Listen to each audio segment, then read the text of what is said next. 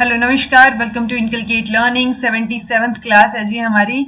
Daily नहीं डल पा रही है क्लासेस, लेकिन जब तक आपका पेपर आएगा तब से पहले, काफी पहले तो ये क्लासेस कंप्लीट मैं करवा ही दूंगी।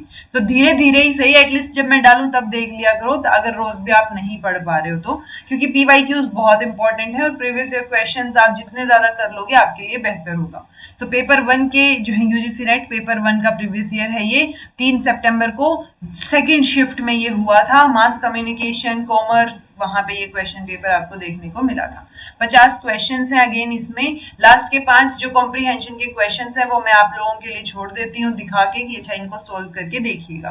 बाकी 45 क्वेश्चन तो हम सोल्व करते ही हैं। Okay, this is presented by me Raveena. Videos informative लगे तो इनकलकेट लर्निंग को लाइक शेयर सब्सक्राइब जो आप कर सकते हैं, इट्स एब्सोल्युटली फ्री। मैं ट्राई करती हूँ आजकल की आपकी 40 to 45 मिनट तक जो है ये क्लास कंप्लीट हो जाए और आपके जो है सारे क्वेश्चंस हो जाएं, ताकि कम टाइम में आपको ज्यादा से ज्यादा सीखने को मिले।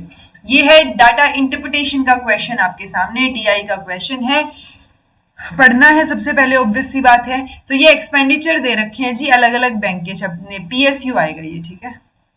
पांचों स्लाइड्स में यही चला गया होगा, पीएसयू, ठीक है। सो ये बोल रहे हैं कि ये जो अबाउट टेबल है यहाँ पे हमें दे रखा है PSU bank, old private bank, new private bank और फॉरेन बैंक, ये 4 बैंक के टाइप दे रखे हैं। यहाँ पे पिछले साल के कंपैरिजन में, यानी 2020-21, यहाँ पे इस नोट में दे रखा है ये 20-21 के कंपैरिजन में 15% इंक्रीज आपको देखने को मिलेगा इनकम में। देन अगेन यहाँ पे जो होगा उसका 17% इंक्रीज आपको देखने को मिलेगा 22-23 में।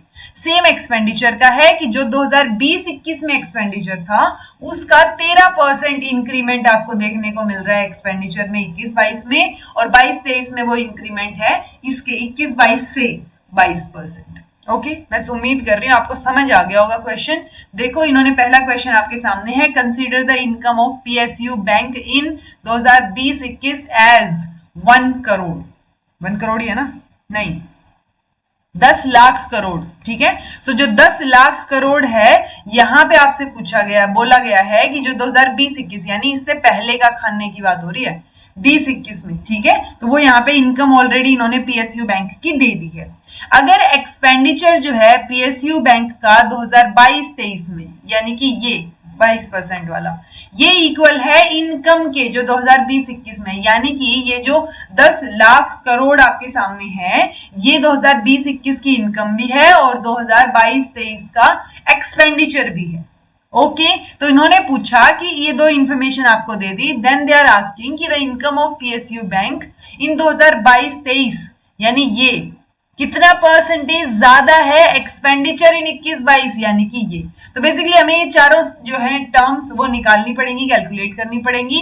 अगर मुझे ऑलरेडी 10 लाख करोड़ दे रखा है तो 10 लाख करोड़ का 15% निकाल के ये आ जाएगा, वो वैल्यू मान लो एक्स वो जो वैल्यू आई है ना 15%, उस 15% को आप फिर 10 लाख करोड़ में प्लस करो, तब जाके आपका जो है पीएसयू बैंक का 2021-22 की इनकम आ जाएगी, क्योंकि 15% इंक्रीमेंट देखने को मिला है, ठीक है, इनकम में। ऐसे ही ये जो 17% है यहां जो वैल्यू आएगी उसका 17% कैलकुलेट करके और जो वैल्यू है उसमें ऐड भी करना है, ठीक है, वो आ जाएगी। यहाँ पे ऑलरेडी ये वाली वैल्यू 10 लाख करोड़ दे रखी है, सो यहाँ पे ये कैसे आ जाएगी, यानी कि ये जो 22% वाली वैल्यू है वो ऑब्वियस सी बात है यहाँ जो वैल्यू होगी उसका 22% इंक्रीमेंट है, राइट। तो क्या मैं ऐसे लिख सकती हूँ x प्लस x का 22% इज इक्वल टू आपका ये 10 लाख करोड़। यहां से x कैलकुलेट करो, यानी कि वो यहां वाली वैल्यू आ जाएगी आपकी। ओके, फिर इन दोनों वैल्यूज जो यहाँ पे आ गई हैं, इन दोनों वैल्यूज में आपको डिफरेंस निकाल के और फिर मोर देन कितना मोर है वो आपको परसेंटेज में कैलकुलेट करना है। ओके, देखो 15% आप निकालोगे तो कितना आ गया, 1,50,000 यानी 1.5 लाख बेसिकली। सो 1.5 लाख करोड़, तो ये हमने प्लस कर दिया तो यहाँ पे क्या आ गया, 11,50,000 करोड़ आ गया। 17% यानी 11,50,000 का मैं 17% निकालूं और उसको 11,50,000 में जोड़ दूं तो आंसर आ गया 13,45,500। ओके, अगेन ये जो x की वैल्यू मैंने बताई थी वो आप कैलकुलेट करोगे तो ये आ जाएगी। अब मुझे इन दोनों को सब्ट्रैक्ट करना है और उसमें जो वैल्यू आई है 52 ये आपकी 5,25,828, ये इतना ज्यादा है, किससे ज्यादा है, 8,19,672 से। तो ये 5 लाख वाली वैल्यू डिवाइड बाय 8 लाख वाली वैल्यू इंटू 100, आंसर आपका 64% आएगा। ओके जी। सो लंबा हो सकता है आपके लिए क्वेश्चन, लेकिन टफ नहीं है। ओके, सो आपको बहुत ध्यान से समझ के करना पड़ेगा कि आप किस चीज का परसेंटेज कैलकुलेट कर रहे हो। ओके, तो वो चीज ध्यान रखनी है। तो फोर्थ आंसर देन है जी आपका नेक्स्ट क्वेश्चन 2021-22 में, अगर if income of PSU bank is twice the expenditure of foreign bank in 2022 से, अच्छा इसी में 2021-22 में 2021-22 में पीएसयू बैंक का ये है एक्सपेंडिचर, या सॉरी फॉरेन बैंक्स का, और पीएसयू का इनकम है 15%। तो ये बोल रहे हैं कि ट्वाइस है किसका, एक्सपेंडिचर का, यानी अगर ये एक्स है तो ये 2x है। पिछले क्वेश्चन में हमने ऑलरेडी ये वैल्यू निकाल ली है अपनी, ठीक है, 11,50,000 वाली, यही थी ना, ये रही 11,50,000 करोड़। तो 11,50,000 करोड़ को 2 से डिवाइड करो, ये वैल्यू भी आ जाएगी। फिर ये पूछ रहे हैं उनका रेशियो बता दो। So what will be the ratio of income in PSU bank to the expenditure of foreign bank. So ratio क्या आ जाएगा जी, अच्छा ठीक है 2022-23 में ना ये वैल्यू आ गई, उसके हिसाब से आपको ये वाली वैल्यू कैलकुलेट करनी है। ठीक है, ये जब वैल्यू आ गई अपनी 2 से डिवाइड करेंगे तो 2 5 10 और 75 समथिंग कुछ आ जाएगी ये। ठीक है, तो ये यहाँ पे जो वैल्यू आई है उसका 11% निकाल के उस वैल्यू में ऐड करो, तो ये वैल्यू आएगी इसका, और अपना पीएसयू वाले का रेशियो पूछा है, ये देखो ये 4% आ गया, इसका हाफ, ठीक है 5.75। देन आपका यहाँ पे इस 5.75 का 11% निकाल के 5.75 में ऐड कर दो तो आ गया 63, 82, 50। ओके, अब ये जो है वैल्यू 2022-23 वाली 134,55,00 ये हमने फर्स्ट क्वेश्चन में कैलकुलेट की थी। सो इसका और इसका हमें क्या करना है, रेशियो निकालना है, जो कि 78:37 आ जाएगा, यानी 2.1। 2:1 नहीं है, ये बात कंफ्यूज मत करना खुद को, 2.1 है ये, तो 78:37 यानी सेकेंड ऑप्शन। ठीक है जी। नेक्स्ट है if expenditure of foreign banks in 2020-21 is equal to the income in that year and is equal to, अच्छा ये 60,000 है यहाँ, ठीक है 60,000 करोड़, मैं कंफ्यूज यहाँ ध्यान नहीं रहा मेरे को, तो ये वापस से लिखो इसको, is equal to 60,000 crore. Then in 2022-23 what is the difference in income and expenditure. तो अगेन हम कैसे सोल्व करेंगे, हम ऐसे सोल्व करेंगे, ये वैल्यूज हमने कैलकुलेट कर ली हैं और जो हमें इंफॉर्मेशन दी हुई है उस बेसिस पे, और जब ये डिफरेंस हम कैलकुलेट करेंगे तो आंसर 3984 आ जाएगा। ठीक है जी, तो यानी फर्स्ट ऑप्शन हमारा सही आंसर। तो मैंने आपको मेजर तरीका बता दिया है, बचे हुए 2 क्वेश्चन जो कि इजी हैं, कोई टफ नहीं है, वो आप बताओगे। ठीक है, so consider the income of new private banks in 2021-22 as 8,000 crore. So 2021-22 में न्यू प्राइवेट बैंक की बात हो रही है, तो 2021-22 का डाटा इन्होंने दे दिया है as 8,000 crore. If the expenditure of new private bank in 2021-22 is same as their income, ठीक है, यानी कि इनकम जो है वो सेम है एक्सपेंडिचर के, तो बेसिकली ये और ये वैल्यू दोनों ही सेम दे दिया इन्होंने, इनकम जितनी है उतना ही एक्सपेंडिचर है। तो ये बोल रहे हैं then the difference in income of new private bank in 2021-22, यानी जो ये है इनकम जो हमें दे रखी है, एंड 2022-23, सो ये जो न्यू, ये इनका डिफरेंस, यानी ये वाली वैल्यू भी निकालो, तो जो डिफरेंस आया बेसिकली वो डिफरेंस अप्रोक्सीमेटली कितना परसेंटेज होगा जो यहाँ एक्सपेंडिचर में डिफरेंस आया है। सो पहली बात तो आपको ये 2 वैल्यूज दे रखी हैं, तो आप वहां पे एक जगह 37% निकाल के उसको ऐड करोगे और एक जगह 44% निकाल के उसको ऐड करोगे, जो भी वैल्यूज आई, अब आप उनको डिफरेंस कितना डिफरेंस आया है, ठीक है, दोनों में, ये वाली वैल्यू में और इसमें, तो माइनस कर दो लास्ट में। सो जो डिफरेंस आया बेसिकली वही परसेंटेज वाला ही डिफरेंस आ जाएगा, जो डिफरेंस आया है वो डिफरेंस कितना परसेंटेज ज्यादा है या कम है। ठीक है, सो इतना नहीं, ज्यादा कम नहीं पूछा, इतना परसेंटेज ऑफ, तो सीधा सीधा जो डिफरेंस आया है उसको परसेंटेज की तरह कैलकुलेट करना है। ओके जी, आंसर आपका थर्ड रहेगा, कैलकुलेट करके देखिएगा, इजी क्वेश्चन है, करवा रखी है ऐसी चीजें। देन है 2021-22 में if income of foreign banks is 4 time it's expenditure, तो 2021-22 में ये है, मान लो ये एक्सपेंडिचर x है तो ये 4x है, इनकम ज्यादा है। Then what will be the approximate ratio of income to the expenditure of foreign bank in 22-23, तो आपको ये और ये का रेशियो बताना है। ठीक है, बता दोगे, कैलकुलेट करके देखना, आंसर 4:1 आएगा। नेक्स्ट क्वेश्चन, ये भी विज एड, ये आए हुए इस तरीके के क्वेश्चन, एटलीस्ट पोस्ट देख के तो आप बता ही सकते हो आफ्टर की बात हो रही है। ठीक है। सो बी का फोर्थ, अगर इतना भी आइडिया आपको हो जाता रैंडमली तो भी आपका आंसर सोल्व हो जाता। अब आपको ये इन्फॉर्मेशन नोट डाउन करनी है अगर आपने अपने नोट्स में ऐड नहीं की है तो। सो आईडी का मतलब सेम, पोस्ट का मतलब आफ्टर, देन विद का मतलब रेफर टू और विज मतलब नेमली। ओके, ठीक है ना। Computer security breaches can be minimized by incorporating which feature into a computer system's operation. So computer security को breach कर रही हैं जो चीजें, उनको मिनिमाइज किया जा सकता है किस तरीके से? अगर आप सॉफ्टवेयर कोई अपना यूजर की चॉइस का सॉफ्टवेयर इंस्टॉल कर लोगे तो कर सकते हो। Ability to log into multiple modes आएगा, ये multiple modes only using only one account. Okay, then हाँ, एक ही अकाउंट से मल्टीपल जगह पे आपने लॉग इन कर रखे तो वो तो ब्रीच करेगा ना, उससे तो सिक्योरिटी इश्यूज और होंगे। Forced log off from the system if no activity has been detected, तो अगर कोई एक्टिविटी नहीं हो रही है तो वो ऑटोमेटिकली क्या हो जाएगा, लॉग ऑफ हो जाएगा। Allowing the uploading and downloading of files to the system, अगर आप अपलोड डाउनलोड हो रही है वो आपने अलाउ कर दिया है तो वो भी डाउनलोड होते टाइम भी कई बार जो है आपकी सिक्योरिटी सिस्टम ब्रीच हो सकता है। तो ये जो लॉग ऑफ वाला है कि अगर आप कुछ नहीं कर रहे हो, आपने जो है कोई एक्टिविटी आपको अपने कंप्यूटर सिस्टम पे नहीं दिखी है तो फोर्स लॉग ऑफ हो जाएगा, यानी वो सेशन टाइम आउट हो जाएगा। अगर आप यूजुअली देखें तो जब बैंक की साइट पे आप लॉगिन करते हो या कहीं ऐसी सिक्योरिटी बेस्ड साइट पे आप लॉगिन करते हो तो वो कुछ देर के लिए लॉगिन रहती है। अगर आपने कोई एक्टिविटी नहीं की उसके ऊपर और आप देखते रहे 2-3 मिनट 5 मिनट तक, सो वो सेशन ही टाइम आउट हो जाता है फिर, जब अगर आपने कर्सर मूव नहीं किया वाली सिचुएशन। ओके, सो वो चीज आपको ध्यान रखनी है। तो ये क्या है, फोर्स लॉग ऑफ हो जाएगा वो ऑटोमेटिकली वहां से, अगर कोई एक्टिविटी नहीं दिखी।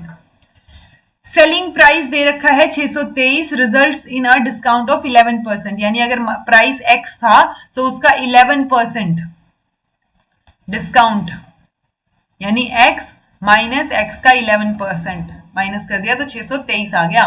तो एक्चुअल प्राइस क्या था वो पता चल जाएगा यहां से। अब ये बोल रहे हैं कि किस प्राइस पे बेचें कि डिस्काउंट 19% हो, तो जब एक्स जो है वो आपका क्या आ जाए, एक्स की वैल्यू आ जाए तो उसका 19% कैलकुलेट कर लो, ठीक है, और उसमें से माइनस कर दो। सो ये x यहाँ पे 700 आ जाएगा, 19% 133, 700 में से माइनस कर दो, 567 में हम वो चीज बेचेंगे। ओके, तो 19% डिस्काउंट हो जाएगा। Identify the main preoccupations of quantitative researchers. So पहले से ही क्वांटिटी से रिलेटेड चीजें, तो मेजरमेंट रहेगा, कैजुअलिटी रहेगा, कॉन्टेक्स्ट नहीं रहेगा, कॉन्टेक्स्ट यूजुअली हम एम्फेसाइज करते हैं क्वालिटी में, देन जनरलाइजेशन रहेगा। तो आंसर आपका ए, बी और डी आ जाएगा। ये क्वेश्चन पहले भी आया हुआ है। Of course, abortion has to be legal. After all, a woman must have freedom to do whatever she wants with her own body. So ये वो वाली सिचुएशन हो गई कि अबॉर्शन लीगल होना चाहिए क्योंकि वुमेन का अपनी बॉडी पे राइट है, और लीगल है इसलिए वुमेन का अपनी बॉडी पे राइट है। तो वो घूम फिर के सेम चीज आप जो है एक्सप्लेन करने की कोशिश कर रहे हो, जो कि अपना किस में आ जाता है, बेगिंग द क्वेश्चन में आ जाता है। ना कंपोजिशन का है, ना कोई कॉम्प्लेक्स क्वेश्चन है, ना ही हेस्टी जनरलाइजेशन है, ये बेगिंग द क्वेश्चन रहेगा। Okay, Many modern scholars consider the following as positive aspect of communication. Which of them are true? तो positive aspect कहाँ नजर आ रहा है आपको वो बताना है। तो देखो 2 या 3 ही ऑप्शन आपके सही हो सकते हैं। Communication helps create knowledge. Definitely आप जब communicate करते हो तो वही आप knowledge spread out ही तो कर रहे हो, बांट रहे हो knowledge, तो और further knowledge भी create होती है उससे, discussions होते हैं, चीजें होती हैं। It defines the human goals, ठीक है। It supports efforts to change social norms आएगा ये, social norms. It makes simple task complex. देखो कम्युनिकेशन से कॉम्प्लेक्स चीजें भी सिंपल हो जाती है, तभी हम बोलते हैं ना कि बात करना बहुत जरूरी है। चाहे वो मेंटल हेल्थ के इश्यूज पे हम बोल रहे होते हैं, या फिर हम बोलते हैं कि आपको शेयर करना चाहिए, चाहे किसी भी इंसान से आप शेयर कर रहे हो, ताकि जो है वो बर्डन दिमाग में इकट्ठा ना हो। तो कम्युनिकेशन से चीजें सिंपल होती है, ना कि कॉम्प्लेक्स। तो डी तो फॉर श्योर नहीं आएगा। Okay, it promotes propaganda techniques all the time propaganda techniques जो है वो नहीं हो रही होती। आप प्रमोट करते हो प्रोपेगेंडा टेक्निक्स को भी, बट ऑल द टाइम नहीं होती वो। ओके, तो ए बी सी जो है वो हमारा सही आंसर होगा। Next number in the series. Okay, 24 देखो आपको देखते ही एक पैटर्न समझ आना चाहिए कि 24 दूनी 48, 24 तिया 72, 36 दूनी 72, 36 तिया 6 18, 36 तिया 108। यानी यहाँ जो वैल्यू होगी वो डबल, यानी उसका दूना क्या होना चाहिए, 108। तो डिवाइड कर दो 2 से, यानी कि 2 5 10, 2 चौके 8, तो यहाँ 54 होगी। 54 दूनी 108 और 54 जो है तिया इधर आ जाएगा, 3 से मल्टीप्लाई करोगे तो ये आंसर आपका क्या हो जाएगा जी, 54 हो जाएगा। ओके, इजी था। with reference to computer components, which of the following statements are correct? तो hard drive has no moving part. तो देखो हार्ड ड्राइव, हार्ड वर्ड देख के कई बार हम सोचते हैं कि जिसको आप टच कर सको, राइट, बट हार्ड ड्राइव का मतलब ये तो नहीं है ना कि आप एक जगह से एक दूसरी जगह नहीं ले जा सकते हो। पोर्टेबिलिटी वाली बात बोल दी इन्होंने तो। सो नहीं जी, हार्ड ड्राइव के भी मूविंग पार्ट होते हैं, ऐसा कुछ नहीं है, तो ये गड़बड़ है।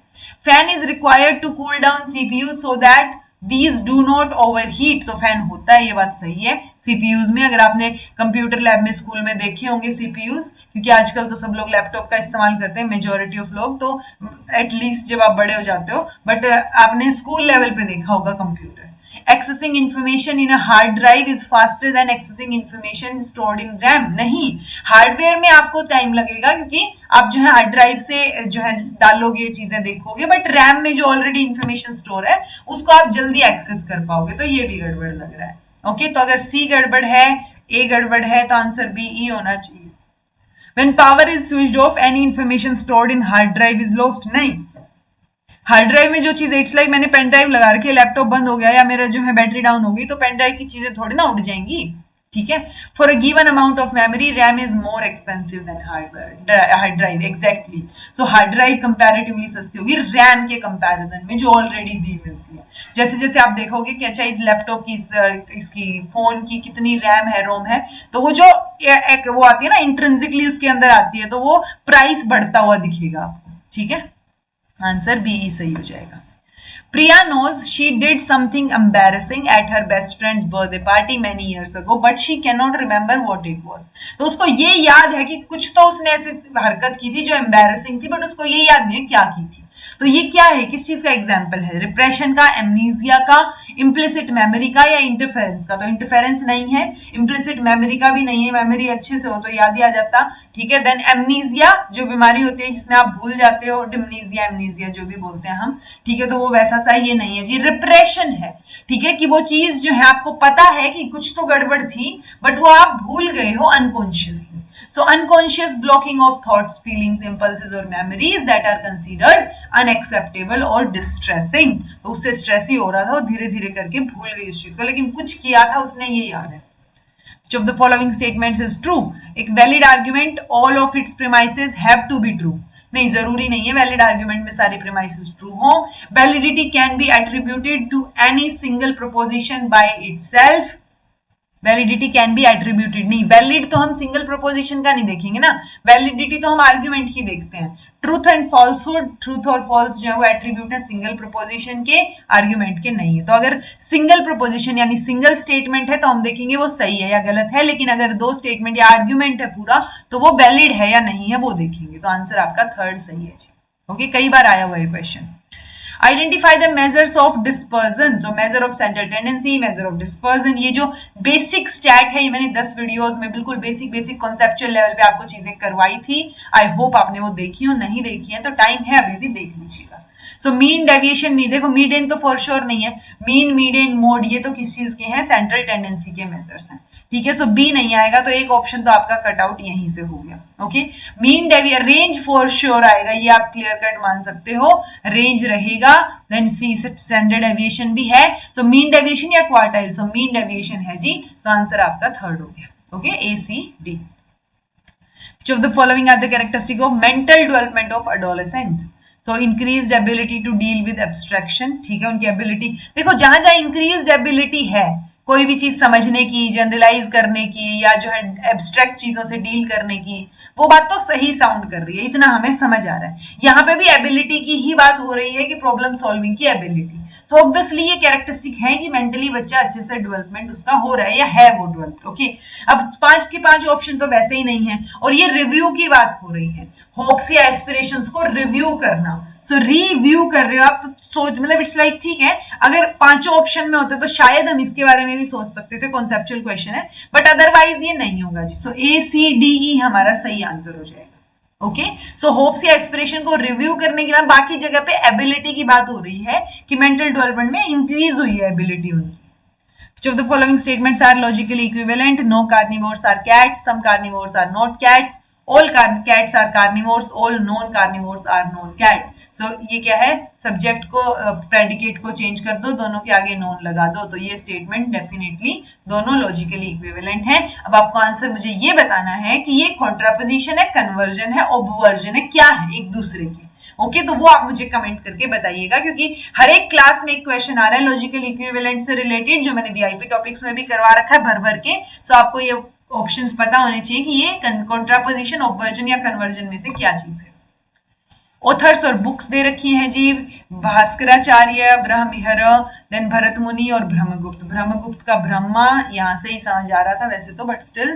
देन आपका ये देखो सेकंड, सॉरी फर्स्ट का सेकंड, सेकंड का सेकंड नहीं, फर्स्ट का सेकंड। ओके देन है भास्कराचार्य, भरत मुनि। भरत मुनि की नाट्य शास्त्र होगी ना, डी का थर्ड है ना, डी का थर्ड, ठीक है। एक सेकंड। देन है आपका फर्स्ट या फोर्थ या फोर्थ या फर्स्ट। सो ब्रह्म का ये हो गया। देन आपका लीलावती तो भास्कराचार्य की नहीं है, ऑप्शन क्या आएगा, सेकंड सी, भास्कराचार्य की सी का फर्स्ट ना। हाँ तो मैंने वही तो बोला भास्कराचार्य, मैंने यहां गलत लगा दिया, सी का फर्स्ट, ठीक है। सो आंसर ये भास्कराचार्य की लीलावती। एटलीस्ट अब ये बुक्स तो एटलीस्ट आपको याद हो कि किसने लिखी है। सर्टेन कोडिंग लैंग्वेज में ग्रेट को कोड किया गया है GREAT, ग्रेट को कोड किया गया है ETCCR, यानी ABCDEFG, तो EF छोड़ दिया G, PQRS, देन ये ऊपर की साइड D छोड़ दिया, ये B छोड़ दिया, R के बाद S छोड़ दिया। सो यहां से उल्टा शुरू करना है, यानी फ्राउन है फॉर OWN। सो आप क्या करोगे, ये इधर है, ये इधर है, ये इधर, देन इधर। सो ये देख लो ना दोनों, PQRS, S छोड़ के T आ गया, JKLMN O, MN छोड़ दो O आ गया, WX छोड़ दो Y आ गया, JKLMN LMN है ना, तो M छोड़ के यहाँ L आ गया, ठीक है। तो ये क्या आ गया, T यहाँ से फिर क्या आएगा, ABCDEFG, EF है ना, तो D आ गया, DEF, तो DTMYL फर्स्ट ऑप्शन, ठीक है।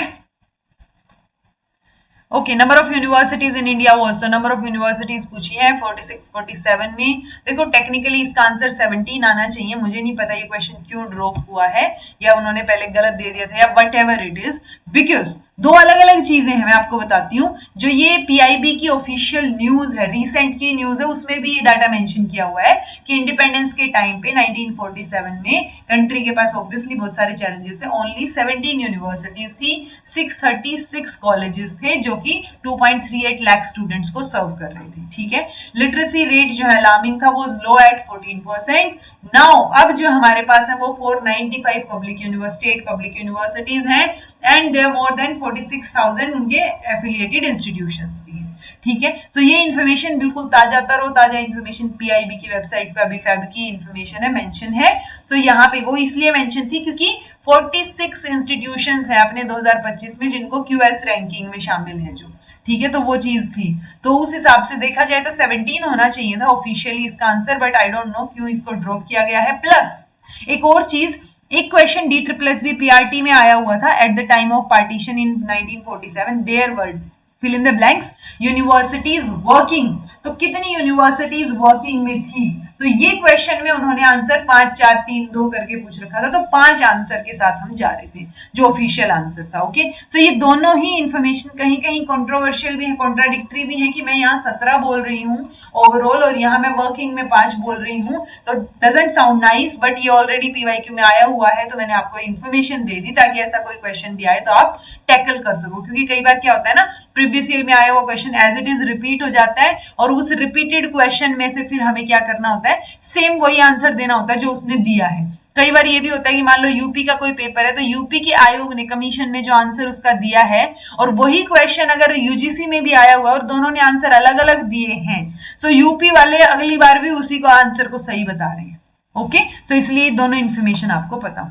Which of the following are part of narration, तो जब आप नरेट करते हो कोई चीज, तो नरेशन का क्या पार्ट रहेगा, sequence of a beginning middle and and. तो ऑब्वियसली बात है, जब आप कोई चीज नरेट कर रहे हो तो शुरू से लेके एंड तक एक सीक्वेंस आपको वहां पे नजर आएगी, ओके सो अगर ए ऑप्शन में रहेगा सो बाकी दो ऑप्शन ऑटोमेटिकली कट आउट हो जाते हैं। अब आपको बी और सी ऑलरेडी सही है, यानी मेमोरेबल फ्रेजेस दिखेंगे आपको जो कि दिखा रहे हैं क्या हुआ था जब आप नरेट कर रहे हो, कोई स्टोरी को ही नरेट करते हैं यूजुअली।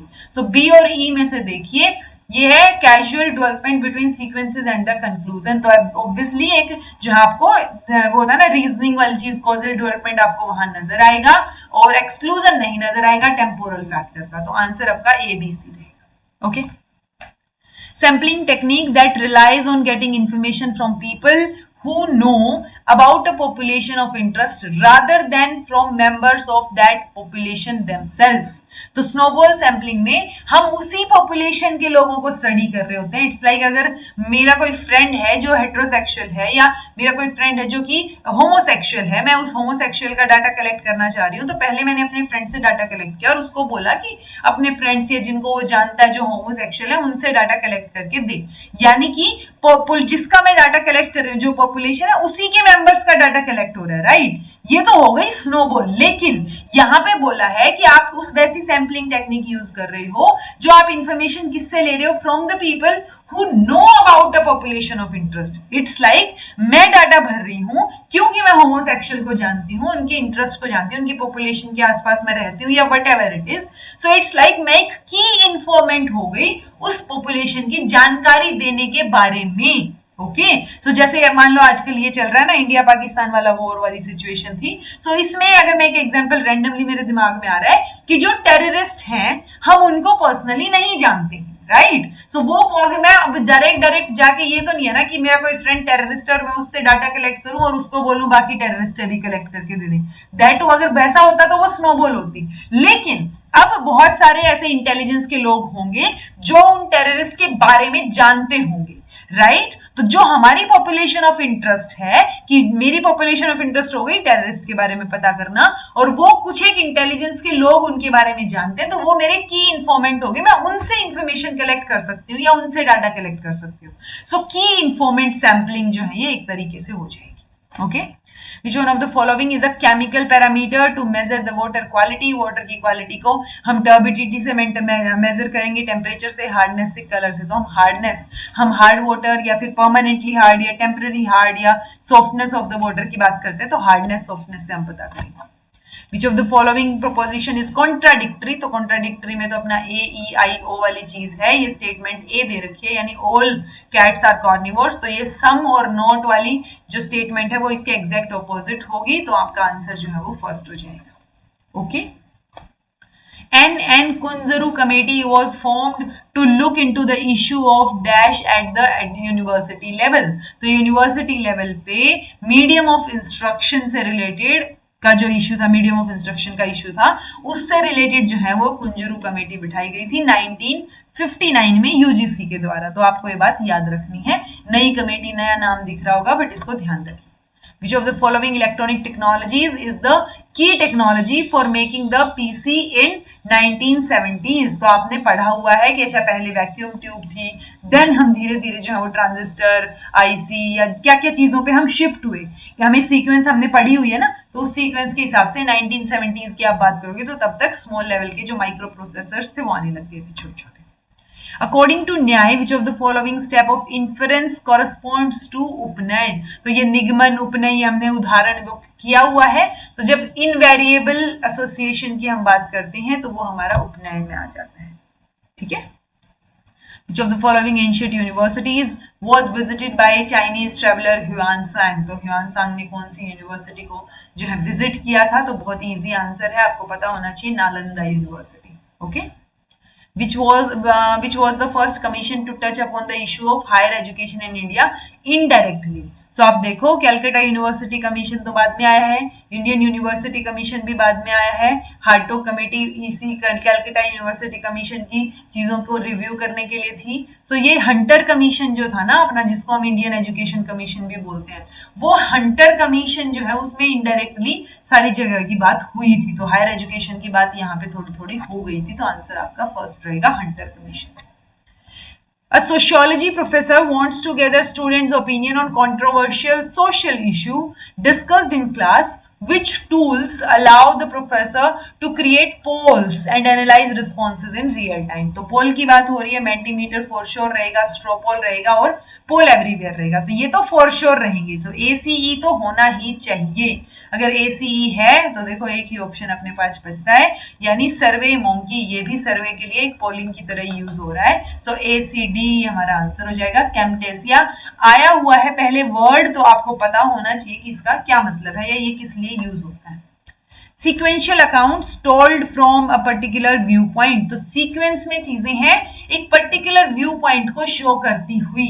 ओके, सो ये सिचुएशनल एक्शन है, सोशल थीम है, नैरेटिव है, डिग्निफाइड, तो नरेशन है ना, सीक्वेंस में हमने ऊपर भी बात की थी नरेशन की। सो जो नैरेटिव्स है वो एक सीक्वेंस आपको नजर आएगी, एक स्पेसिफिक पॉइंट ऑफ व्यू को बताते हुए वो नजर आएंगे। Travelling in a train, a man notices 13 telephone poles, तो ट्रेन में ट्रेवल कर रहा है इंसान, उसने 13 पोल देख लिए 2 मिनट के अंदर अंदर। सो अगर दो सक्सेसिव पोल के बीच का डिस्टेंस 125 मीटर है, यानी 1 2 3 4 ऐसे करके 13 पोल है और हर एक के बीच का डिस्टेंस 125 मीटर है। ओके, तो मैं 13वें पोल तक, पहले से 13वें तक का डिस्टेंस पता कर लूंगी, यानी 125 मीटर मल्टीप्लाई बाय 12। ओके, सो ये मेरा क्या आ जाएगा, ये वो डिस्टेंस आ जाएगा जो 2 मिनट में ट्रेवल किया है ट्रेन ने। तो मैं स्पीड पता कर सकती हूँ ना, मेरे पास डिस्टेंस है, टाइम है, तो ऑब्वियसली मैं स्पीड पता कर सकती हूँ। तो आंसर मेरा क्या आ जाएगा, 45 किलोमीटर पर आवर। ट्रिक यहाँ पे आर और किलोमीटर वाली है, ये मीटर में चीज दे रखी है, तो टोटल मीटर जब आप देखोगे तो आपके 1500 मीटर हो जाएंगे, लेकिन उसको किलोमीटर में कन्वर्ट करोगे तो आपका क्या हो जाएगा, 105।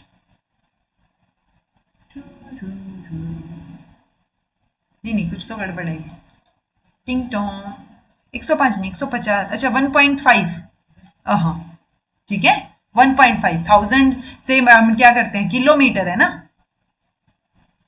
ये क्या है मीटर, मीटर को किलो में करने के लिए डिवाइड बाय 1000, 1000, ठीक है, तो 1.5 आएगा ये, 1.5 62, ये 10 कर दो इसको, चाहे 15 छिकी 90 डिवाइड बाई 2 45, हाँ 1.5 आएगा जी, 105 नहीं है, 1.5 है, ठीक है 1.5, ठीक करो इसको। Okay, answer third.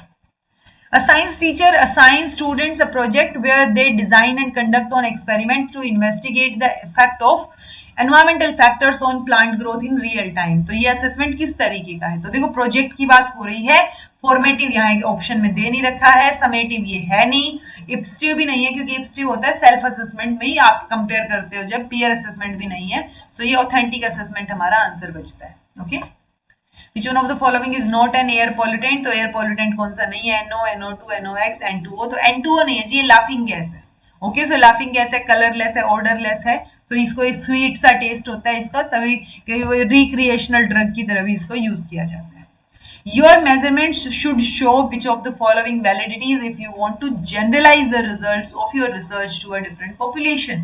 तो जब भी जनरलाइजेशन की बात आए तो एक्सटर्नल वैलिडिटी, जब क्रेडिबिलिटी की, ऑथेंटिसिटी की बात आए तो internal validity. Okay, Knowing the importance of metacognition, Richa decided she would try to focus her young students' attention on their own thinking skills। Okay, Richa knew by having her students think about their thinking, they would eventually increase their metacognitive skills। तो वो thinking पे या cognitive skills पे focus करना चाह रहे तो metacognitive skills automatically increase हो जाएंगी। So ये कौन सी strategy जो है वो अपना रही है यहाँ पे, so वो strategy जो है ओवर लर्निंग देखो नहीं है, नेगेटिव है, रोट लर्निंग भी नहीं है, एल्गोरिदम कोई स्ट्रेटेजी नहीं होती है, KWS ही बचता है। अगर आप लॉजिकली एलिमिनेट करोगे तो आपको नहीं पता तो मेंशन कर लीजिए, KWL मतलब के मतलब नो, वांट और एल से आपका क्या हो गया, ये लर्न, ठीक है, जो आपने सीखा है। So what they want to know, what they have learned, तो ये सारी चीजें हम देखेंगे। What they know, what they want to know, want वाली चीज, ठीक है, कई जगह वंडर भी लिखा मिल जाएगा W की जगह, और कई आपको जो फिर आप क्या सीख रहे हो, क्या आपने सीखा, ठीक है, तो आप क्या क्या आपको आता है, क्या आप सीखना चाहते हो और क्या आपने सीखा, तो KWL चार्ट हो गई है। नेक्स्ट क्वेश्चन, ओके पहले आंसर आ गया, ओके चलो कोई बात नहीं, अब आंसर देख ही लिया है तो सीधा सीधा देख लो इसको। Dash is use to connect the smart watch and wireless headphone, तो वायरलेस हेडफोन ब्लूटूथ से कनेक्ट होते हैं, सो यहाँ पे ब्लूटूथ आएगा यानी कि ई, ठीक है।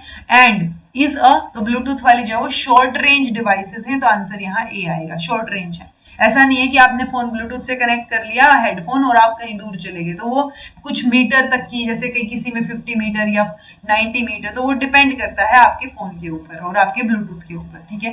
देन है dash is use to connect the phone and internet laptop to the outside world internet, तो वाईफाई यूज करते हैं हम, तो यहाँ वाईफाई आ जाएगा, ठीक है। देन आपका dash is use to connect the phone to countless services, so आप 3G 4G 5G इसका यूज कर रहे हो, and is a long range wireless technology, long range, okay जी। कंप्यूटर कंपोनेंट्स दे रखे हैं, उनका मतलब दे रखा है। सीपीयू क्या होता है, CPU brain of the computer होता है। देन रैम क्या है, random access memory, memory that can be return to and read from, तो random access memory, okay. Then है रोम, तो स्टोर करता है बूट अप प्रोग्राम को, और सीएमओएस जो है वो आपका क्या है, बेसिक इनपुट आउटपुट सिस्टम, यहाँ पे store the date time system configuration, तो ये रहेगा। तो 3 4 2 1, टेक्निकली आंसर सेकंड हो गया। सुनामी क्या है, ट्रांसवर्स वेव है, लॉन्गिट्यूडनल वेव है, या दोनों है, या दोनों नहीं है। तो सुनामी में बहुत बड़ी बड़ी लहरें भी उठती हैं और मतलब दोनों साइड जारी होती हैं, वो लॉन्गिट्यूडनल पे भी ट्रांसवर्स पे भी, तो आंसर थर्ड रहेगा। अगर आप बिल्कुल मिड ओशन देखेंगे, डीप वाटर्स जहां हैं, वहां पे आपको ट्रांसवर्स नजर आएंगे, बहुत ऊंची ऊंची वेव्स उठती हुई नजर आएंगी। जब आप पास आते हो सी शोर के पास, तो आप देखते हैं ना पानी आपके पास आ रहा है वापस जा रहा है, पास आ रहा है वापस जा रहा है, तो दैट इज लॉन्गिट्यूडनल वेव। जब वो ऊंची उठ रही है तो वो ट्रांसवर्स वेव हो जाएगा, ठीक है। तो सुनामी में ये दोनों ही चीजें होती हैं। When we describe how a media system should function in conformity with ideal values, तो इसको हम क्या बोलेंगे। सो मीडिया की थियरीज एक बार मैंने आई हुई है, मैंने थोड़ा सा पीवाईक्यू में बताया भी हुआ है, ये नॉर्मेटिव थियरीज हैं जी, ठीक है। सो नॉर्मेटिव थियरीज जो है वो फोकस करती हैं कि किस कैसे आइडियल वैल्यूज के ऊपर आपको ऑपरेट करना चाहिए, O2, okay. Which one of the following agreements या protocols mainly focuses on curbing of global temperature rise? तो एक बार बात हुई थी ना 2.5 तक लेके आना है, कम करना है टेम्परेचर पूरे संसार का एंड ऑल। तो देखो मॉन्ट्रियल में नहीं था, किगली में भी नहीं है, क्योटो में भी नहीं है। मॉन्ट्रियल ओजोन लेयर को डिप्लीट करने वाले सब्सटेंसेस से रिलेटेड है, ozone depleting substances. Kyoto protocol green house gas emission से रिलेटेड है। किगली अमेंडमेंट आई थिंक मॉन्ट्रियल का ही क्या है आपका, मॉन्ट्रियल का ही अमेंडेड वर्जन है किगली वाला, इफ आई एम रॉन्ग तो बताइएगा। और पेरिस एग्रीमेंट आंसर रहेगा, वो आपका ग्लोबल टेम्परेचर राइज से रिलेटेड था। 40 लोग हैं, कंज्यूम कर रहे हैं 320 kg of rice in 50 days. 30 लोग 80 किलो राइस को कितने दिन में कंज्यूम करेंगे, ये question as it is option, ये आपके 40 320 ऐसे रेशियो, ये आपका डिजिट चेंज करके आया हुआ है एक बार, तो आपको पता होना चाहिए कैसे इसको सोल्व करना है।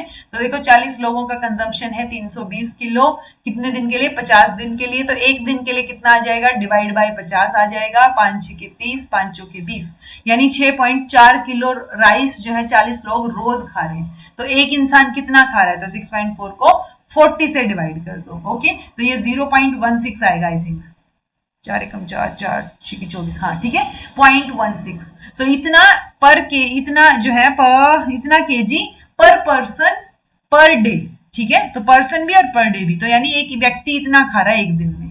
तो अब आपको 30 लोगों का कंजम्पशन देखना है कितना होगा, तो 30 से मल्टीप्लाई करके देख लो। अब वो 80 केजी राइस को कितने दिन में खा लेंगे, तो राइस वहां से आप जो है डेज निकाल सकते हो, ओके। सो 50, ये आपका 50, ये 0.16 मैंने बता दिया, मल्टीप्लाई करोगे 4.8 kg राइस 30 लोग रोज कंज्यूम कर रहे हैं, तो 80 किलो राइस कितने दिन में खत्म करेंगे, डिवाइड बाय 4.8, आंसर 50/3, यानी कि ये ऐसे लिखा होता है 16 2/3 डेज, यानी 16 दूनी 32, 16 3 48, उन्हें 2 ऐड कर दिया, डिवाइड बाय सेम रहेगा। List the following developments in a chronological sequence, तो क्रोनोलॉजिकल सीक्वेंस में आपको बताना है ओरिजिन ऑफ हिरोग्लिफिक राइटिंग सिस्टम। तो ये बहुत पुराना राइटिंग सिस्टम है, जब हम वही पत्तों पे लिखते थे उसके बाद वाली सिचुएशन, तो वो है ये। सो सबसे पहले यही रहेगा आपका, एंड सबसे लास्ट में आपका ये टेलीविजन के रिमोट वाली चीज रहेगी, ओके। सो ये सीक्वेंस आपको नहीं पता तो अब आप मेंशन कर सकते हो। देन पब्लिकेशन आती है डायनल्स की, देन आपका जो है कैमरा का इन्वेंशन होता है, उसके बाद आप मार्केट में चीजें जो है वो मास मार्केट आपको पेपर बैग्स की नजर आती है, और फिर आप जो है ए ऑप्शन आ गया, ओके। आंसर आपका 4th हो गया। डिसेंट्री एक वाटर बोर्न डिजीज है, caused by contaminated cause by water, contaminated by, तो पानी किससे कंटामिनेटेड, वायरस से, बैक्टीरिया से, फंगी से, प्रोटोजोआ से। सो यूजुअली बैक्टीरिया के साथ जाते हैं, बट बैक्टीरिया और प्रोटोजोआ दोनों ही आंसर सही हैं। ओके, तो सेकंड एंड फोर्थ। ये आपका कॉम्प्रिहेंशन है जी। वीडियो को स्टॉप कीजिए, कॉम्प्रिहेंशन को पढ़िए और आप जो है सोल्व करने की कोशिश कीजिए। ओके, आंसर आपका रहेगा third. Then again 47th question, stop the video, try to answer it, पढ़ो पूरे पैराग्राफ को, आंसर करने की कोशिश करो, आंसर रहेगा सेकंड। प्रैक्टिस के लिए है ये चीजें। 48th, वीडियो को स्टॉप करो, पढ़ो एंड देन ओके। तो आपका एक आधी बार कई बार कुछ मिसप्रिंट हो ना, तो आप थोड़ा आइडिया लगा लिया करो। Okay, 49th, what do broad flood plains created by rivers often lead to, तो क्या आएगा, आंसर आएगा थर्ड। देन 50th क्वेश्चन, ये आपका इसी पैराग्राफ के बेसिस पे है, पढ़िए इसको, आंसर कीजिए, आंसर रहेगा फोर्थ। ओके, सो ये आपका क्वेश्चन पेपर हो गया है जी। 77 पेपर हमने कर लिए हैं, 2 पेपर और हैं जो आपके 2024 वाले हैं। बाकी सारे क्वेश्चन पेपर्स जो हम करेंगे, कितने 16 क्वेश्चन पेपर्स, वो आपके जनवरी में जो हुए हैं वो वाले करेंगे। ओके, तो टोटल 95 वीडियोस आपको आपके जून वाले पेपर से पहले देखने को मिलेंगी। ये जितने भी क्वेश्चन पेपर्स हम कर रहे हैं, जितने ज्यादा आप सोल्व करके देखोगे उतनी ज्यादा बेहतर आपकी प्रिपरेशन जो है वो आपको नजर आएगी, स्पेशली पेपर 1 की। Okay, so this was all about today. Thank you so much for watching. Be happy, keep smiling, subscribe to Inculcate Learning because it is absolutely free. Be consistent in your efforts. Consistency is the only key to success. Take care and आप तैयारी करते रहिए. See you in next class.